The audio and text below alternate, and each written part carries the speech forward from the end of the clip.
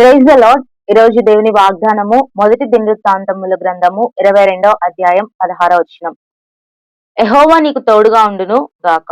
ఈ రోజు దేవుడు మనకి ఇస్తున్న వాగ్దానము, నేను నీకు తోడై ఉంటాను. చాలా సార్లు మనం ఏమనుకుంటామంటే, దేవుడు నాకు తోడై ఉంటాడు అనంటే ఇంకా నేను సేఫ్ గా ఉన్నట్టు.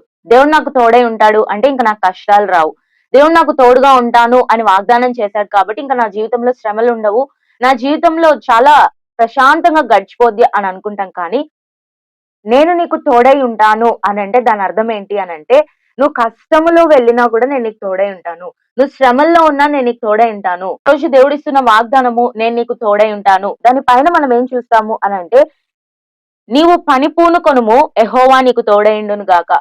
ఈ రోజు మీరు ఏ పని చేద్దామని మీరు అనుకుంటున్నారో, ఏ కార్యాన్ని ప్రారంభించుదామని మీరు అనుకుంటున్నారో, ఒకవేళ దేవుని యొక్క అనుమతి కొరకు మీరు చూస్తున్నట్లయితే, ఈ రోజు దేవుడు అంటున్నాడు, మీరు పని పూనుకోండి, మీరు ఆ పని చేయండి, దేవుడు మీకు తోడుగా ఉంటాడు.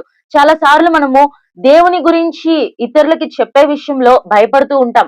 అంతేకాదు, దేవుని కొరకు జీవించే విషయంలో భయపడుతూ ఉంటాం. ఒకవేళ నేను ఇలా జీవిస్తే మనుషులు నాకు వ్యతిరేకం అవుతారేమో, చాలా సందర్భాలు మనం ఆలోచిస్తూ ఉంటాము.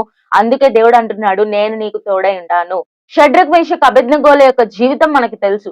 వారిని అగ్నిగుండంలో వేస్తారు, అగ్నిలో పడవేస్తారు.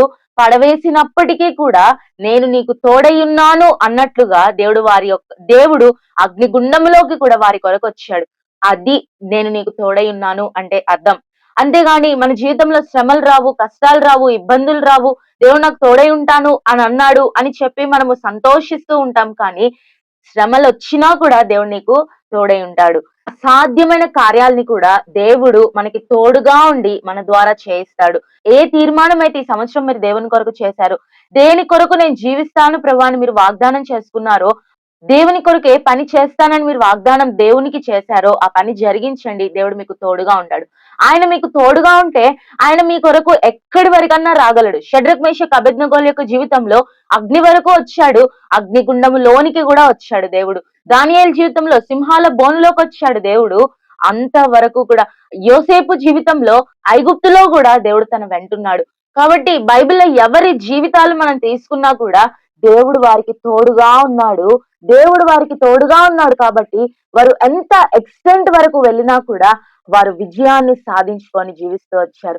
కాబట్టి ఈరోజు మన జీవితంలో ఎక్కడన్నా శ్రమల్లో, కష్టాల్లో, బాధల్లో, ఇరుకుల్లో మనం వేదన పడుతూ ఉన్నట్లయితే ఈరోజు దేవుడు మనకి ఇస్తున్న వాగ్దానము, నేను మీకు తోడై ఉంటాను, నేను మీతో ఉంటాను కాబట్టి మీరు భయపడాల్సిన పని లేదు. ఒకవేళ శ్రమ సంభవించినప్పటికీ కూడా నేను మీకు తోడుగా ఉంటాను. కాబట్టి ఈ దినము దేవుడు మనకి ఇచ్చిన వాగ్దానాన్ని బట్టి సంతోషిస్తూ, ఈ వాగ్దానం అంతటిని కూడా ఈ దినమంతా ధ్యానిస్తూ దేవుని కొరకు జీవిద్దాము.